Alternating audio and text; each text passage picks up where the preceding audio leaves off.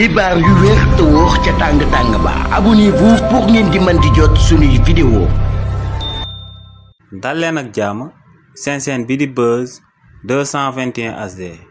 kii di Abdoulaye Daouda Diallo ñu gën koo xam ci nu mu jegee woon lool kii di président Macky Sall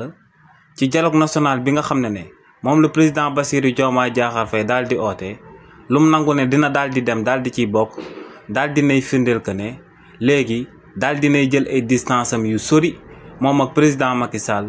waaye tamit daal di nay bàyyi parti politique bii di APR. lu sabab lu tax ñu wax li ni mel moom mooy que ne kii di Abdoulaye Daouda Diallo kii di président Macky Sall ginnaaw ba mu nama woon a tànn ki nga xam ne moom moo ko waroon a uutu ci élection présidentielle 2024 ñu génn te kookee waroon daal di nekk akub candidat bu bàyyeekoo ci parti politique bii di APR. ñu bëri ci sénégalais yi dañoo jàppoon que ne kookee di président Macky Sall dina daal di tànn kookee di Abdoulaye Daouda Diallo ngir mu daal di nekk candidat bi nga xam ne moom moo ko waroon a uutu daal di nekk ku waroon a jiital parti bii di APR. waaye nag kii di président Macky Sall ginnaaw bañ demee woon ba ci cappaandaw ga dafa mujjee woon a tànn kii di Amadou Ba mi nga xam ne bokkul woon ci APR authentique maanaam bokkul woon ci ñi nga xam ne ñoom ñoo daal di créer parti boobee di APR.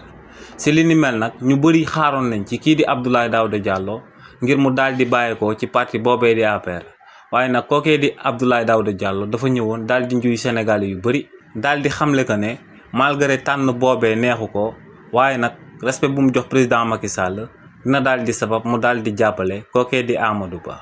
waaye nag ci mbir moomee Abdoulaye Daouda Diallo ci akub discours rek la ko yemale woon ndax ci campagne électorale présidentielle 2024 yi gisuñ benn acte bu mu posé buy firndeel que ne moo ngi doon jàppale kookee di Amadou Ba. ginnaaw nag bañ amalee élection présidentielle ba noppi ci réewu Sénégal te waa parti bii di Pastef ñëwoon au pouvoir si lañ gëjoon a dégg kii di Abdoulaye Daouda Diallo mu daal di yëkkati ay kàddu daal di koy jëmale ci ëttu politique bi. waaye nag lu président Bassirou Diomaye Diakhar Faye daal di oote ci réewu Sénégal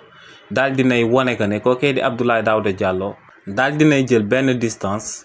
moom ak waa parti bii di APR waaye tamit daal di nay jël akub distance moom ak ancien mentoram bii di président Macky Sall ndax waa parti bii di APR lu ñu wax la président Macky Sall daal di wax te moom mooy que ne duñ daal di participer ci dialogue national bi. waaye nag kii di Abdoulaye Daouda Diallo moom daal di nay jël ay responsabilités am ne day dem daal di teewee tey dialogue national bi nga xam ne moom la président Bassirou Diomaye Diakhar Faye daal di oote ci réew mi di Sénégal. te loolee lu muy firnde rek moom mooy que ne daal di nay détourné daal di nay woon ginnaaw waa parti bii di APR ak mentoram bii di président Macky Sall. xibaar yu wér te wóor ca tàng ba abonnez-vous pour ngeen di mën di jot suñuy vidéo.